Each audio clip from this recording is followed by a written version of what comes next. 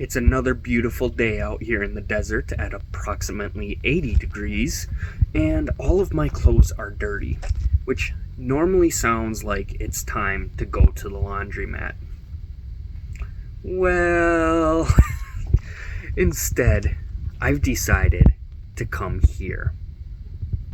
Located in Quartzsite, Arizona, sits an area known as the Magic Circle. Here, people can not only be free of harsh winter weather, but also their clothing. Out of all the moments in my life where I've stepped outside of my comfort zone, embraced new ideas, or challenged how I see the world, this, without a question, is the most uncomfortable position I've ever intentionally put myself in. But discomfort is where growth lives. So as usual, I'm choosing to fully embrace it. So, due to YouTube guidelines, the full experience here obviously can't be shown on camera. I'll be respectful and I'll follow the rules.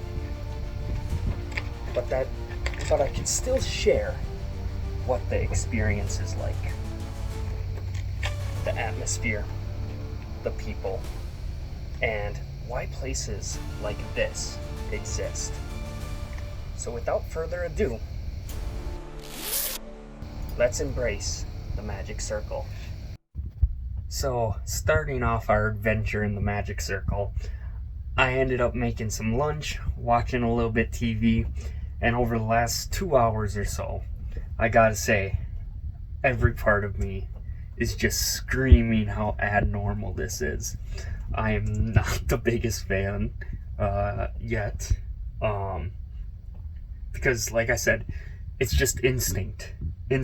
Every single inch of me is screaming that you're not supposed to go out in public completely without clothing, and it's very weird. It's going to take a while to get used to, I think.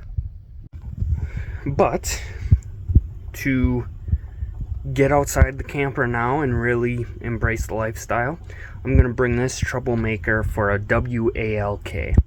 So, here goes nothing. This is so weird. So weird.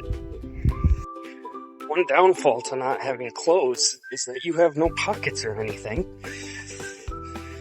But Rocky's enjoying his walk, and technically he's more clothed than I am in public. Weird. So instead of walking on roads throughout the Magic Circle, there are a couple hiking, walking type trails. Rocky, you need to quit pulling. So we're on one of those right now, specifically just walking next to the disc golf course. So unlike your typical disc golf course, there's no baskets here. Something different, outside of not having clothes. So later today I'll probably do some disc golf.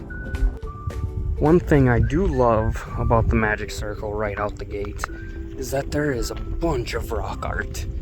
So I can't wait to fire up the drone and get some bird eye views on this artwork.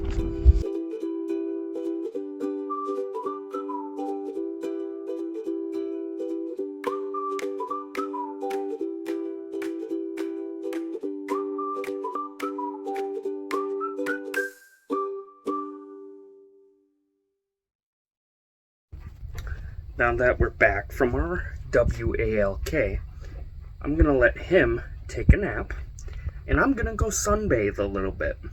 I have to say, the WALK, we just did a short loop around, and I was like waiting, just every second, waiting for someone to yell or a cop to show up or something, but no, clothing is completely optional here.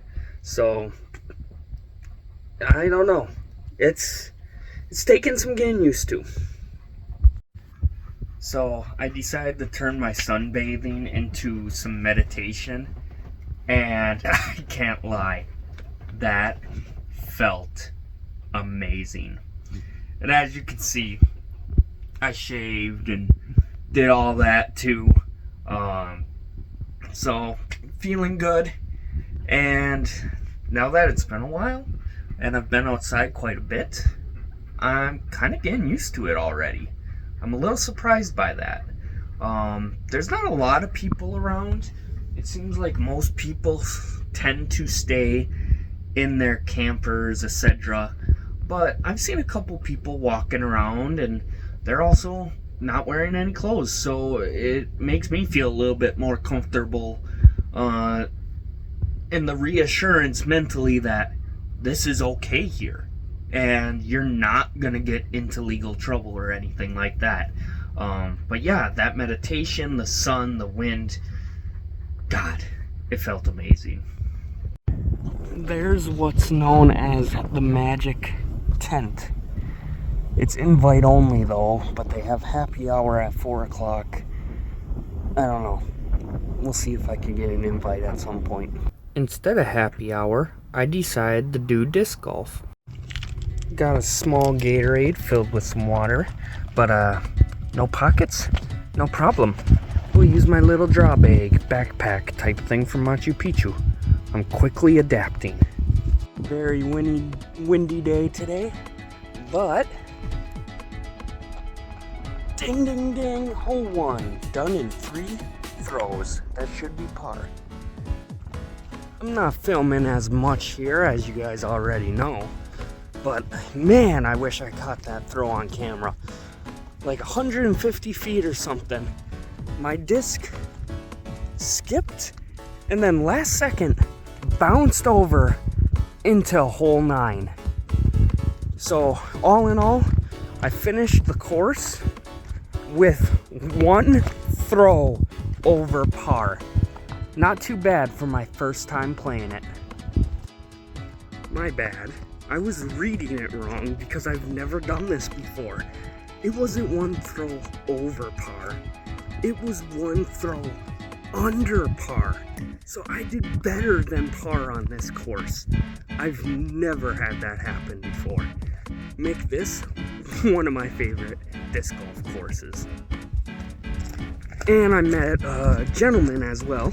So we were talking about the Magic Tent, and I'll be going over there tomorrow for a karaoke night. I did miss out tonight, unfortunately. It was like a happy hour type thing where they do a 50-50 raffle.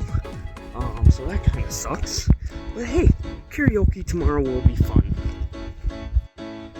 I have to add too, we're 5 hours in, give or take, to being here in the Magic Circle. And halfway through doing disc golf, I have to admit that I forgot about the whole no clothes thing. You're in an area where nobody cares. You're not going to get in trouble, nothing like that. So eventually you just stop fixating on every little thing and you forget.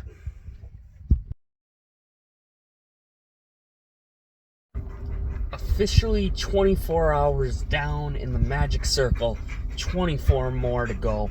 We got the drone fired up, so today we're going to bring Rocky for a ride instead of a WALK, and we're going to get some shots of all the rock art. Let's go check it out. Day 2 here was different. Less about arriving and more about understanding where I actually was. The Magic Circle isn't just a spot you visit. It's a place people live, sometimes for months on end. Out here, you'll hear the phrase, no pants, no problem. And at first, it might sound like a joke, but out here, it's an actual philosophy. Okay guys, the seatbelt needed to go real quick.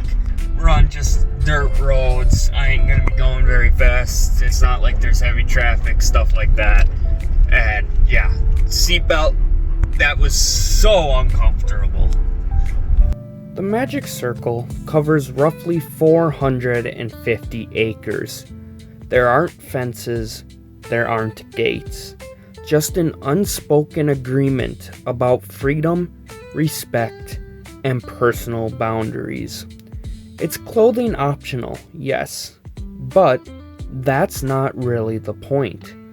The point is that nobody here is asking you to perform, impress, or explain yourself.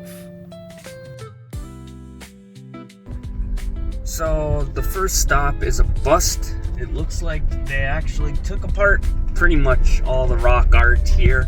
So all that remains is the image on Google Earth. Kind of sucks, but I know there's a couple other spots that were right next to my camp. And that's pretty much all the rock art around here, so I guess we'll head back towards camp. Places like the Magic Circle are rare, not because of the nudity, but because of what they represent. They exist outside of expectations, outside of schedules, and outside of the idea that there's only one correct way to live. So, whether or not this kind of place is for you, I think it matters that it exists. Here is a better view of the tent. Magic Circle residents and guests only. No pets are allowed. Doing karaoke there tonight. Unfortunately, I will not be able to do the karaoke as we have game night at the same exact time. I forgot about that, so no karaoke for me. One of the things that surprised me most while here was how many people were actually camping here and who they were. A lot of them were older, retired, people who had already lived an entire version of life. And they decided to come and try something different. Some came for warmth. Some came for community. And some came because places like this don't ask for resumes or timelines. This is called the Vortex. You're supposed to just kind of walk around it, and it's supposed to be a thought-provoking experience as you walk towards the middle. So thinking is what I did. I'm 26 years old, and at this age, we're constantly told what we should be doing, where we should be going, and how far along we should be in life. So stepping into a place like this, even briefly, felt strange, but also freeing, and also uncomfortable, all at the same time. For a moment though, none of that outside pressure applied here.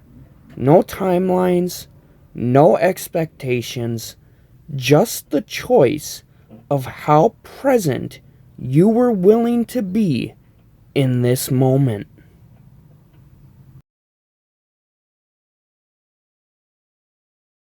Before coming out here, I knew this was going to be the most uncomfortable and most challenging thing I've done so far. I've always believed in the idea of seeking discomfort. It's been a huge part of making me who I am today. And when I worked at the college, I tried to teach that not all discomfort is bad. A lot of it simply means you're growing. But with that comes a line. Yes, some discomfort is worth pushing through, but some discomfort simply isn't.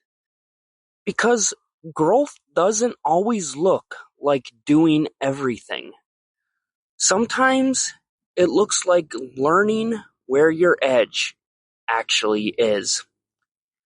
Being invited to karaoke, that's exactly the kind of thing I would normally say yes to, even though it scared me. But this time, no matter how hard I tried to push through, I just couldn't bring myself to do it. Now, part of me felt disappointed in myself for not going. It felt like for the very first time here on this channel, I was falling short. The more I sat with it, however, the more clear my own teachings had become. Fear did not stop me from coming here. Fear did not stop me from being present. Fear just showed up after I already did the hardest part. 48 hours in the magic circle. Karaoke was not the threshold. Being here was. Now, this experience pushed me further outside of my comfort zone than I ever could have imagined. And maybe just watching this video gave you a sliver of what that feeling was like. But, in a strange way, it was also the most freeing. Because, for once, I wasn't trying to prove anything. I was just listening to myself. Sometimes, showing up is the whole thing.